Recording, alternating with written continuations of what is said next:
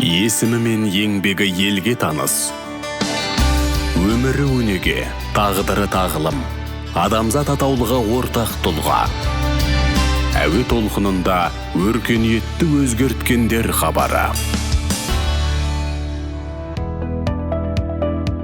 Өркениетті өзгерткендер атауымен тарихқа шолуымызды жалғастырамыз.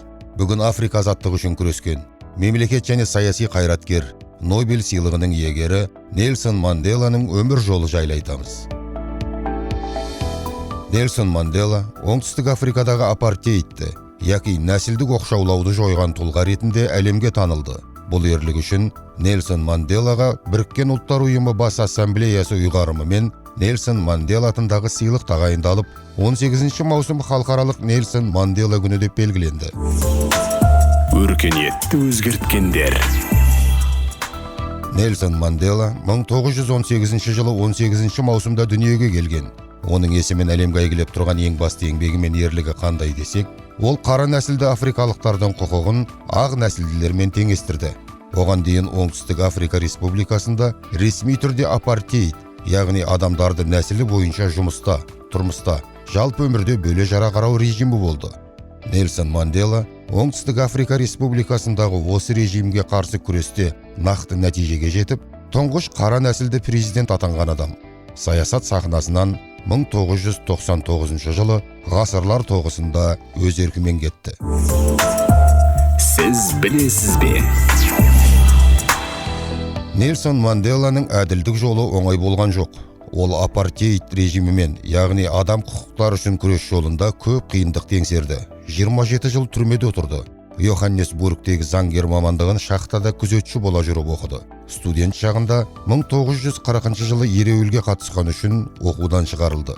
Осылайша 5 жыл білім алса да, заңгер мамандығының дипломына қолы жетпеді. Кейін Лондон университетіне түсіп, оны да аяқтай алмады.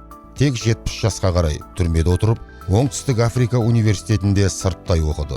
1989 жылы босап шығуға бірнеше ай қалғанда ғана заң бакалавры маман атанды. Өркениетті өзгерткендер. Нельсон Мандела Оңтүстік Африка одағында Умтата қаласы жанындағы Мфеза елді мекенінде өмірге келген. Шыққан тегі Коса субэтникалық қауымдастығының Тембу әулетінен. Бабасы сол қауымдастықтың басшысы болған. Кім ойлаған? Нельсон алғаш британ бейімді, яғни ағылшын тіліндегі мектепке барғанда, мұғалімі оны Нельсон деп жай атай салады. Бұл кейін оның ресми есімі болады. Мандела өз есімінің неге олай аталғанын өмір бойы түсінбей өткен. Дегенмен есімім адмирал Нельсонмен байланысты болуы мүмкін деп жазды ол өз естелігінде. Сондай-ақ оны Оңтүстік Африка Республикасында Мадиба деп атайды. Бұл Африкадағы тайпа атауларының бірі. Жеке өміріне қатысты тағы бір мынадай қызық дерек бар. Мандела 80 жасында Мозамбик президентінің бұрынғы әйелімен отбасын құрды. Осылайша оның жары Граса Мачел екі бірдей мемлекет басшысының әйелі атанған әлемдегі жалғыз адам. Өркениетті өзгерткендер. Мандела 1964 жылы төңкеріс жасау жоспарына қатысқан үшін өмір бойына Роббен аралындағы түрмеге қамалды. 27 жылдың 17 жылын жалғыз орындық камерада өткізді.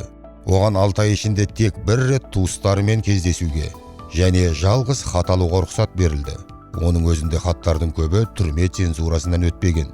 1985 жылы Нельсон Мандела Оңтүстік Африка президенті Питер Ботаның саяси күрестен бас тартсаң, түрмеден босатамын деген ұсынысын қабылдамай тастап, қайсарлық көрсетті. Өркениетті өзгерткендер.